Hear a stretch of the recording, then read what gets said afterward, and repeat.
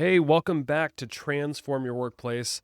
This is the podcast that helps you become a better leader, build a healthier culture, and create workplaces where people actually want to show up and do their best work. Before we dive in, a quick thank you to our sponsor, Xenium HR. If your organization is feeling stretched by the complexities of HR, compliance, or payroll, Xenium can help. We offer a complete HR plus payroll solution that supports your people, protects your business, and gives you peace of mind. Think of us as your behind-the-scenes HR team so you can focus on growing your organization. Learn more at xeniumhr.com. Okay, let's talk about today's guest, John R. Miles. John is a former Fortune 50 executive, a decorated military officer, a successful entrepreneur, and the host of the Passion Struck podcast. But his most important work, and the reason I brought him on today, is about helping people reclaim their purpose and live intentionally, not just professionally, but personally. John has been through the climb. He made it to the top, and then he realized something was missing. In this conversation, he opens up about the quiet crisis so many people are experiencing today: burnout, disconnection, and a sense of not mattering. And that's where we go deep.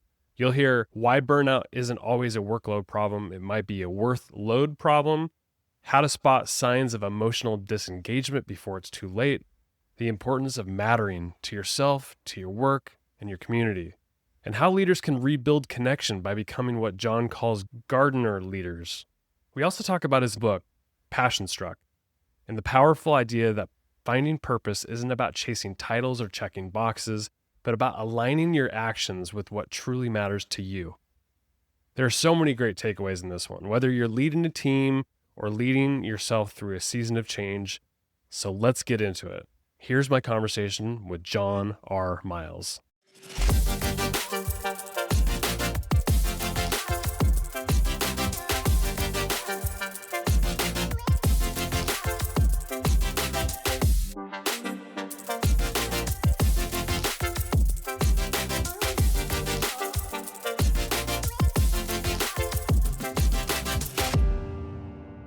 John, it is such a pleasure to have you on Transform Your Workplace. Thanks for coming on. Brandon, it's such an honor to be here. Thank you for allowing me to come and serve your audience. It's always fun to talk to another podcaster too. And we're going to talk about your show a little bit later, but you've had such an interesting career, very diverse career compared to a lot of people I talk to. Military officer, Fortune 50 exec, entrepreneur, you're an author, podcast host, a very successful podcast host. What about that journey led you to this mission of wanting to help people build more intentional lives in workplaces? I believe we're best positioned to serve the person we once were. And that is exactly what happened to me. When I came out of the military, the farthest thing from my mind was going down the path to becoming, a C-level in a Fortune 50 company. I left the military because I had an opportunity to go become an FBI agent, and I thought I was going to be kicking down doors, that sort of thing. But funny thing about life is sometimes it throws you twists that you never expected. And that's exactly what happened to me. Literally 3 days before my Quantico class, out of the blue, my detailer calls me up and says, Congress isn't passing the budget. We see this all the time now. Back then, it didn't happen that much. But out of caution, we're recycling your class. And I had no idea what that meant. I thought, okay, well, I go in the next class.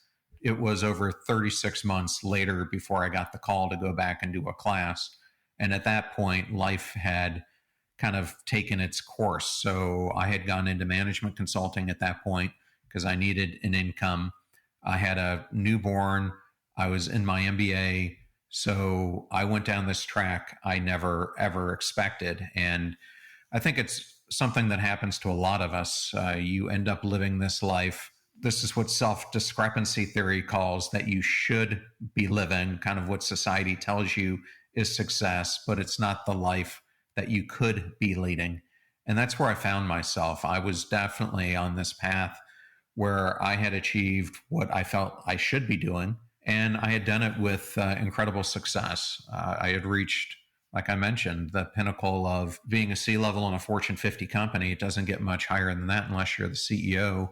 And from then, I became a partner in a private equity firm and then went on to lead 2 or 3 of the business units as the CEO.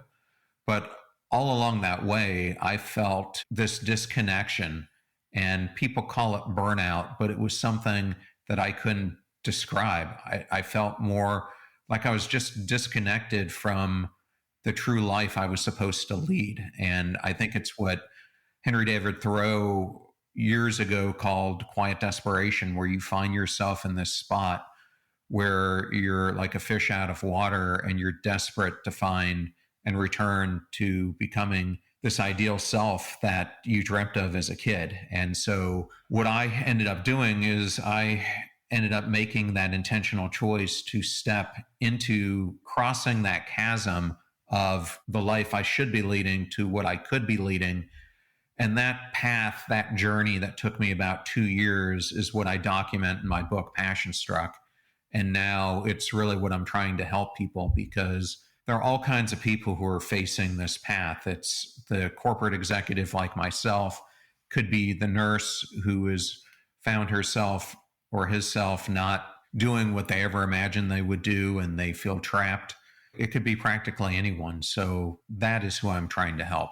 Yeah, I mean, hearing you talk about all those accolades and just reaching that level of achievement, you seemed like you had it all too. And was there something missing, or that you were maybe chasing something that was never going to really quite fulfill you? Like you said, there was a 2-year period where you were kind of reflecting, like what was that process for you and figuring out what you wanted, maybe your North Star, so to speak? Well, before we go into that, I just want to kind of describe the problem as I see it.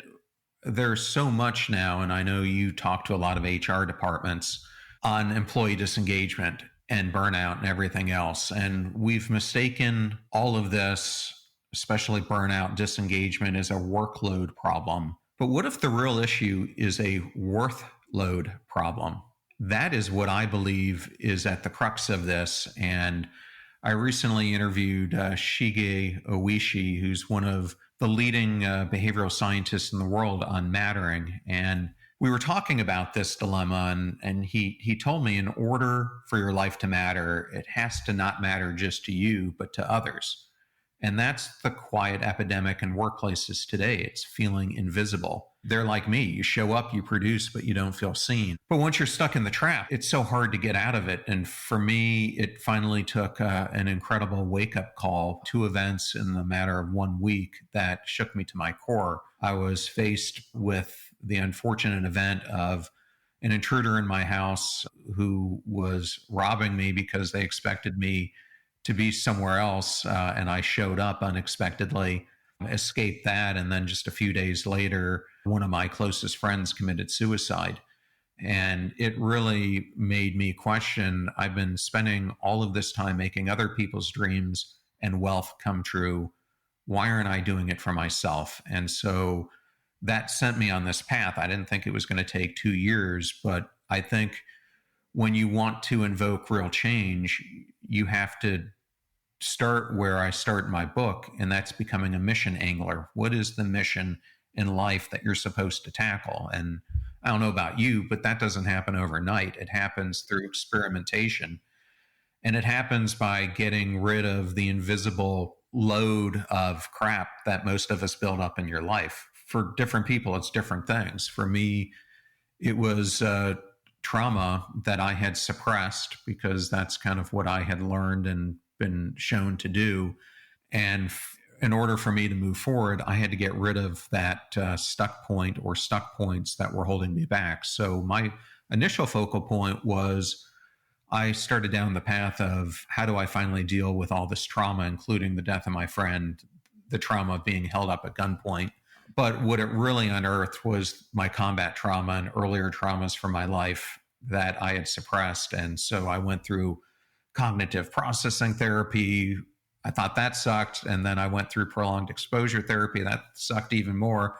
And then EMDR and other things. But when I finally got through all that, what I realized as I was working through it is, when you start working on one issue of your life, you end up working on multiple areas of your life through that process. And that's what I try to teach people, is you just need to pick an anchor point. And from that anchor point, once you start making traction, you can naturally pivot into other areas. The book is called Passion Struck. What do you mean by Passion Struck? And so some of your listeners may know of a friend of mine, Keith Crotch. I met him almost 30 years ago when he was the CEO and founder of a company called Ariba. He sold it to SAP. People probably know him the best from one of his subsequent roles. He was the CEO and chairman at DocuSign, and then became the Undersecretary of State under Trump's first administration. But I was having this conversation with Keith about my life and about trying to help people. And I described it as, throughout this process of my own self work and writing of the book, I ended up going down this path where I started to look at what makes a bold leader a bold leader. And I started analyzing 50, 60 people and was writing about it in this thing called the Bold Leader Spotlight. And then I decided to shift it. Like, was there a correlation between a bold leader and a bold leader in their personal life? And what I found was pretty striking. Some people manifested it in both places, some people didn't. But I came up with this framework of what is it that makes someone really chase a problem that they feel personally compelled to solve, to the point that they're willing to risk their wealth, their reputation, their relationships to go after it. And I was explaining this concept to Keith, and he says to me, John, it sounds like you're talking about someone who's stuck and they become passion struck. And I'm like, that's exactly it. And so I did what anyone would do at that point. I immediately looked up the word phrase to see if it was trademarked or a web domain. And shockingly, at that point, Victoria's Secret had a perfume called Passion Struck, but no one had trademarked it and no one had taken the domain name. So I immediately knew it was an act of God coming in to create it. So that became the brand from that point forward. And what my real mission is just as Disney has worked to create the most happy place on earth with their theme parks, I am trying to create the most intentional. And in the book, you lay out 12 powerful principles to help people live more intentionally. Of those principles, since we can't really talk about all of them, which one do you think leaders or individuals who are on this journey that you perhaps like once went through, what do they need to hear the most right now? Yeah, so the way that the book is organized is it has 6 mindset shifts, 6 behavior shifts, and then the third part of the book is really implementing this using what I call a deliberate action process. But it's really about how do you activate intrinsic motivation, which is the flame behind Passion Struck. But if you go into the mindset shift section, I mentioned one before, the mission angler. It then goes into the fear confronter, and then into something called the mosquito auditor. And I think people like the mosquito auditor chapter because as you're on this journey of reshaping your career, reshaping your life, it's one thing to confront fear, but one of the things that typically blocks you more than anything is your habits, is your people in your life who you hang out with, who have the biggest influence on you. And so as I started to think about, like, how do I talk about this? I was on a walk with my dog and listening to a radio show, and the announcer comes on and says, what is the most dangerous animal on the planet? And the audience members are calling in saying, it's this jellyfish in Australia, or it's this poisonous snake, or the shark, or something like that. And then after a number of people called in, he says, no, it's none of those. It's the mosquito. The mosquito kills almost 2 million people per year. It's more than all shark deaths will happen in a century. And I just sat there and I'm like, it's so interesting because when you think about a mosquito, they're so benign. Yes, they bother us, but we never really think they'll hurt us. We try to swat them away, but oftentimes we don't really feel their presence until they bite us. And I started to think, the same thing about the places we frequent, the people in our lives. And so I decided to go down the path of defining 3 of these mosquitoes. And I called them the invisible suffocator, the bloodsucker, and the pain in the ass. And the invisible suffocator are those people in your life who are the glass half empty type of people, who you go to them with this idea of, I've got this great opportunity, or I want to go on this health kick that I want to explore. And they give you all the negative reasons why you can't do it.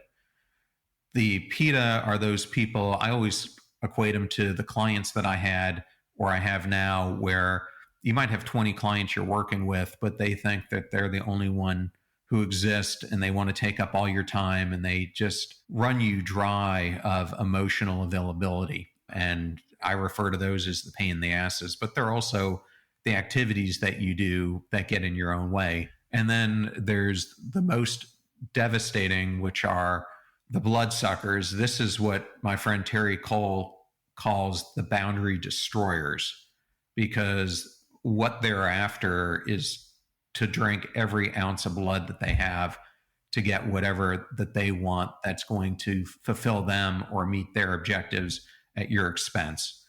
And why I think these are three great analogies is you can apply them to your activities. Like, do you have the habit of getting off work and going to a bar every day? Or you can apply them to the people in your life. And what I tell people to do is start with the people closest to you and pretend like you're shooting a gun or shooting archery and you're looking at a bullseye, and start putting the 5 closest people to you in the bullseye and do an exercise. Are any of them the mosquitoes that I just mentioned? Then go to the next circle, the next circle. And once you identify them, it is such a gift because, as I explained with Terry Cole, kind of the expert on boundaries, now you can start putting boundaries in place, whether it's with these people or whether it's with your activities now that you audit them. There's a quote I found in the book that I loved, and I thought it illustrated this point of passion struck pretty well. The quote says, "Amidst the vast game of life, many individuals find themselves lost in the action phase. They become consumed by the never-ending cycle of busyness, failing to align their actions with their aspirations and ambitions. In doing so, they lose sight of the greater purpose and potential that awaits them." End quote. Why do you think momentum is such a key aspect of progress in our lives as individuals, as leaders? Curious what you think about that. Well, let's look at it in a counterintuitive way. People don't leave jobs because of tasks. They leave because of emotional subtraction, the slow erosion of significance. And, the person who's done the most work here is Amy Edmondson, who teaches at Harvard, and her research on psychological safety, which revealed that teams don't fail because of incompetence, they fail because of silence. When people don't feel safe to speak up, they stop contributing and eventually they walk out the door. Well, the same thing happens in your own life. If you don't have positive momentum in keeping that momentum going, you end up starting to get emotional subtraction. And that emotional subtraction starts eating away at your significance and the path that you're trying to go on. So that's why momentum, in my opinion, is so important, because it keeps this building block of momentum going. I think there's this underlying idea in your book that people are chasing titles, money, saying yes to everything that comes across just because they think that's forward progress, but they do it all without purpose. What's the danger in forward progress without any sort of purpose in our lives? Well, it's the same thing as trying to cross the English Channel, yet not knowing where England is when you start from France, right? I mean, you're going through all the motions of trying to take your life to the next level, or your career, or it could be a project that you're working on at work. And I call it this concept of we become a visionary arsonist to our own hopes and dreams, meaning we end up having these huge aspirations that we want to achieve, these huge goals. But what do? We start arsoning the things that allow us to get there. I mean, it's the same thing as a marathon runner saying that they want to complete a marathon, yet they aren't doing the work in the weeks and months leading up to it. Instead of running 2 miles, they run 1, or they don't run at all. Instead of eating healthy, they're eating junk food. I mean, we do the same thing all the time in all areas of our life. We arson those things that matter most to us. So that's why I think intentionality is so important. Intentionality is the same thing that Angela Duckworth would call self-control. So in her words, you can have all the passion and perseverance which make up grit that you want. But in my words, if you're not using self-control or intentionality to direct it, you're either going to go absolutely in the direction that you want, or you're going to go in the opposite direction. As Robin Sharma once told me, You can be obsessed with your phone, or you can be obsessed with making a difference in the world. You can't do both. Yeah, that's well put. Robin is very, very wise. You coined this idea of the mattering revolution. Unpack this for me. Like, what are you trying to accomplish with this? I really started to double down in looking at faith and spirituality in ways that I never had before. And so I started really doing a deep dive into The Power of Myth by Joseph Campbell. And I started studying the Bible, and I started studying other religions, Buddhism, Muslim. Like, what did all these things have in common? And as I was going through that, I started to get these quiet signs that were coming back to me that people were hurting throughout the world. And the words that were kind of emerging in my mind were people were feeling lonely. Fast forward, we're in a loneliness epidemic. People were feeling hopeless. Well, I think you could say we're in a hopelessness epidemic. People were feeling burned out, broken, battered. And as I started to analyze this, all of these were symptoms of something bigger. And that something bigger to me is what Gordon Flett, who's a retired professor from the University of York in Canada, termed antimattering. It's we have lost our sense of mattering in life. And I think that is at the core of what is happening to so many people. And I don't think it's a small number of people. I actually think it's billions of people. And so for me, my journey now is to create a revolution of people feeling valued and adding value. And to me, it's the strongest lever to reverse the disengagement crisis that so many people are feeling. Because the biggest area that we're disengaged with more than any is with ourselves. Because we're so distracted. It's something that I call in the book, people aren't living on autopilot. At least when you're on autopilot, you're going in a positive direction. I think people are directionless. They're living like a pinball.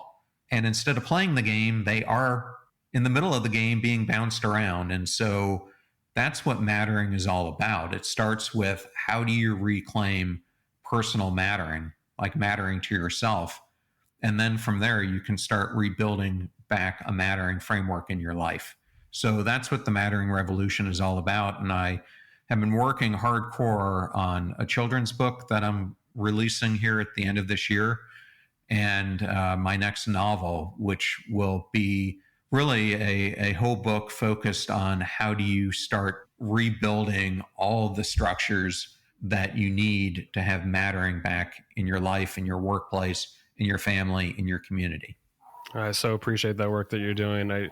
Especially with the children's book, because I think it really starts with kids and how they're developing. I mean, like right now I'm reading a book, the anxiety generation, I think that's what the title is. And it's just how social media and technology have like completely disconnected people. Like they think they're more connected than ever, but it's actually making us more isolated and anxious than ever. And those kids grow up to become workers in our businesses and in our society. And if we're more isolated and we feel like we don't matter, that is a big problem. So I appreciate the work that you're doing. What are some signs that leaders and other people who oversee people or work directly with people, what are some signs of this crisis of disconnection? Like, what are the signs that pop up? Yeah. So is the book you're reading by Jonathan Haidt, The Anxious Generation? Yeah, that's it. Yeah, that's a great book. So just if I can just add one thing in, Please. I think he has done a great job because I've read the book of defining what the issue is. I think Robert Putnam in Bowling Alone laid this all out in the 80s. Bob Waldinger has kind of given us this understanding that it's connection that needs to be there. But what I am creating in this book is I'm telling you how to rebuild it. I think they've done a great job at showing what the issue is. I think that's table stakes. I think what people are looking for is how do you rebuild it at work? So I will go back to this story. So it's a story I haven't told yet, but I was vice president at Lowe's. I had just been hired because Lowe's had undergone at that point the worst hacking incident in retail history. 2 people had hacked into an access point outside a store and had gotten all the way to the mainframe and the general ledger of the company before they got thwarted. And when I took on this job, I thought I was going to be solving the operational issues around it. But when I took over the group that I was leading, within the first week, I get called in to the head of HR, and I think she's going to give me this rundown of my direct reports, which she did. But more importantly, she said, on top of everything else, we just did this employee disengagement survey, the first one the company's ever done. And guess what? You've got the most disengaged group in the entire company, 350,000 employees. You've got the most disengaged groups. And I'm like, wow, now not only do I get to clean up the worst security event in history, now I have to clean up this whole group. But when I got into it, to answer your question, I started to ask all my peers and business customers, what's wrong with the group? And they're like, your people don't care. They're worthless. They're not talented. You need to redo the whole group, all your leadership, etc. But then I did the step that most leaders don't do, is I started to not just interview my managers and directors. I started to interview every single person in the organization who would sit down with me. And what I found out was that we had a mattering issue.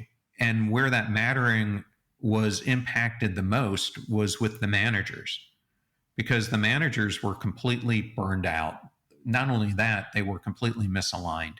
They had no idea how whatever they were doing was benefiting the customer, was benefiting the strategy of the company. And so because they were tuned out and they were disengaged, of course, their employees underneath them are. So what I try to tell any organization is that I think the most important position you've got to observe is your frontline managers, because you need to look specifically, are they emotionally engaged or not? Do they have too much work on them? Are they showing up in the way that they know what's going on with their people? Like if you do, and so what I think companies need to do is they need to start really focusing on that group, and whether it's through surveys, whether it's through performance metrics that are observing their own mattering, they really need to look at that core group, because if that group is tuned out, then the employees underneath them are. And then from there, you obviously would go to the directors and then up the chain of command. But I think there can be a completely engaged SVP, and underneath them, a couple levels below, are completely disengaged, because that senior vice president isn't doing something that I talk about in the Passion Struck book, is they're not speaking with their feet. They might be managing up, they might be managing across, but are they getting down in the weeds, and are they really talking to people? Are they skipping over the director and VP at times to talk to those managers in the organization and to get a pulse on, are they overworked? Do they understand what their purpose is? Are they themselves feeling fulfilled? And so that's what I would encourage people to do. If people, leaders like yourself, like actually put in that much work to interview as many people as you possibly can, get a sense of what's causing the disengagement? Are you engaged? Are your people disengaged? And then if you uncover that there is a level of disengagement at that leadership level, but it's also trickling down, what are some practical steps to re-engage people? And are there some pitfalls in terms of we think this might help re-engage people, but it actually does the opposite? Well, I think this is going to be the next book I write after the workplace, after this mattering book, because I have the blueprint. I took that group. Not only did we fix the security issue, but we took that group from worst in the company to second best in a matter of 2 years. And I came up with what ultimately was going to be a 5-year strategy. I got promoted to a different role before I got to implement the whole thing in that group, but I've been using it ever since. And I think the first thing that you have to do is you have to be vulnerable with the people who are impacted. You have to start showing up in a way that they start feeling seen, that they were heard. And what I found was that these employees were all order takers. They weren't order makers. And they were reliant on someone else telling them what to do instead of feeling like they were empowered to make the change. So I started communicating 20 times more than I ever thought I would. And this was me. Well, it started out with an all hands meeting for everyone in the organization, but I would go to directors, staff meetings. I would go to manager staff meetings. I would show up in a data center at 2 o'clock in the morning. I'd show up in a call center at 5 o'clock at night. It didn't matter. I was just trying to go and re-amplify the message. And then in every single staff meeting I would have, I kept emphasizing the same things till it was, the directors were like, we don't need to hear it again. But the importance was they needed to be echoing it. And then the other thing I got crystal clear on with everyone was we started to do a line of sight so that every single employee knew explicitly why their job mattered, what their role was, and why it made a difference to the company and to the customer. And then on top of it, we also implemented what I now call in the book Gardener leadership. I think there's a big difference between being a servant leader and a gardener leader. And the biggest difference is a gardener leader is like a gardener. You're there to cultivate your crops, but you can't micromanage them. So this is where you need to be eyes on and hands off. You need to be eyes on to the point that you're telling people the vision, you're telling people what the goals that you're trying to accomplish, but you need to be hands off. You can't expect a software developer to fully explode their creativity if you're breathing down their throat on exactly how to do the job. It's the same thing with a systems engineer or a security engineer or a person who's working on the factory floor. They're the ones who are doing the job. So you've got to give them the ability to come up with new ways of doing it and have a leadership team that's open to hearing what they have to say.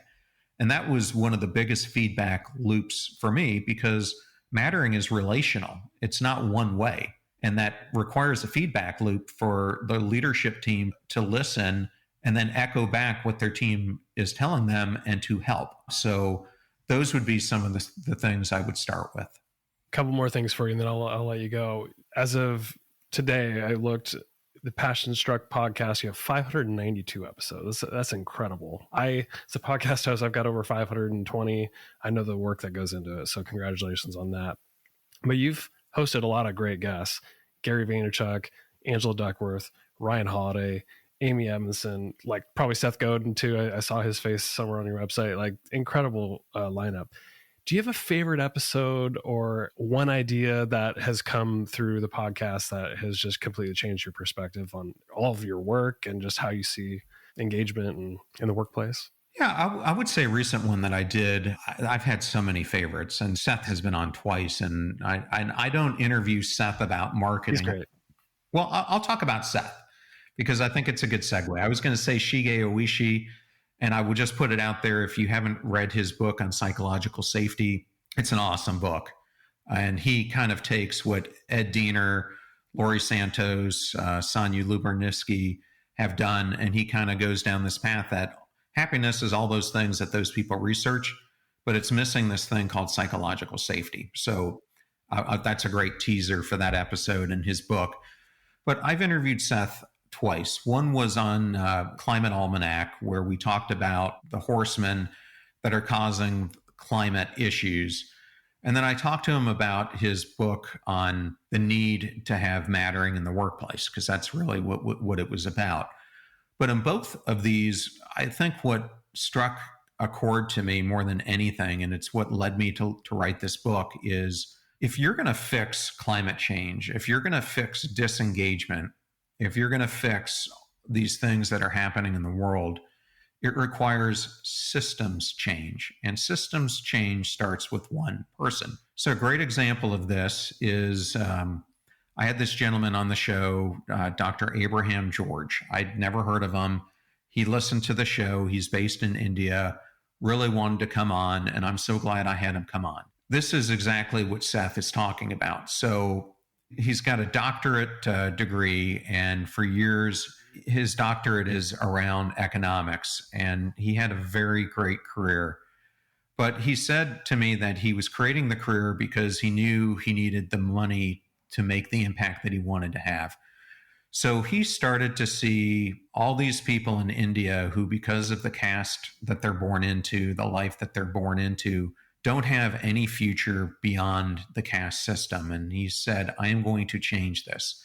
So he started this school called Shanti Bhavan, and he started it out himself. He started himself teaching the classes.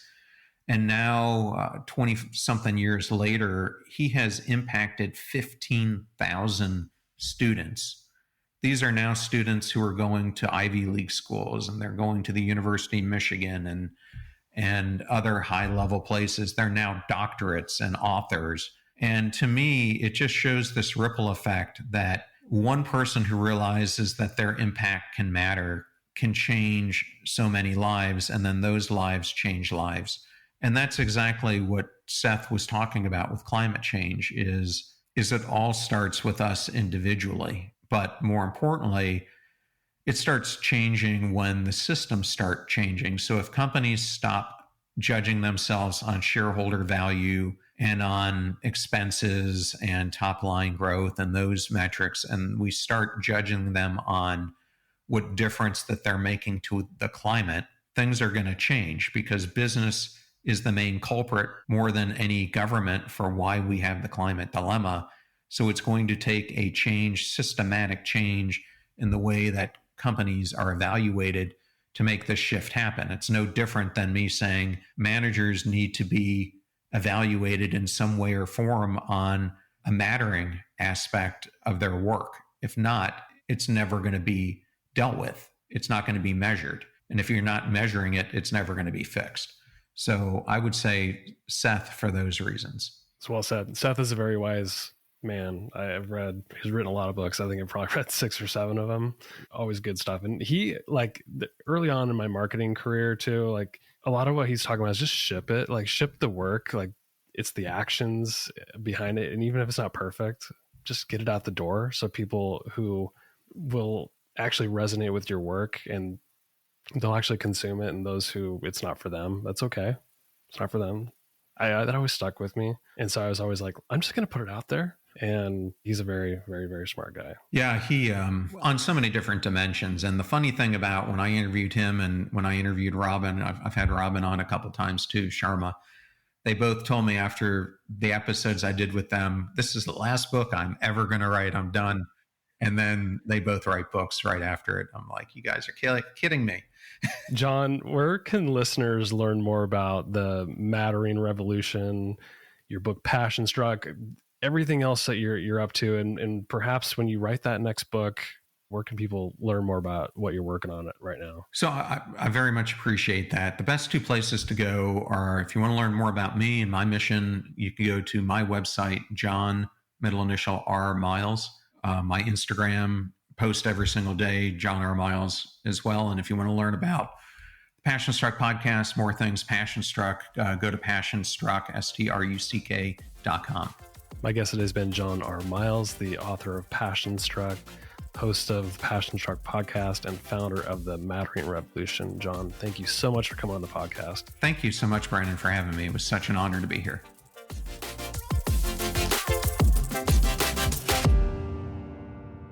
Hey, thanks so much for tuning in for today's episode of Transform Your Workplace.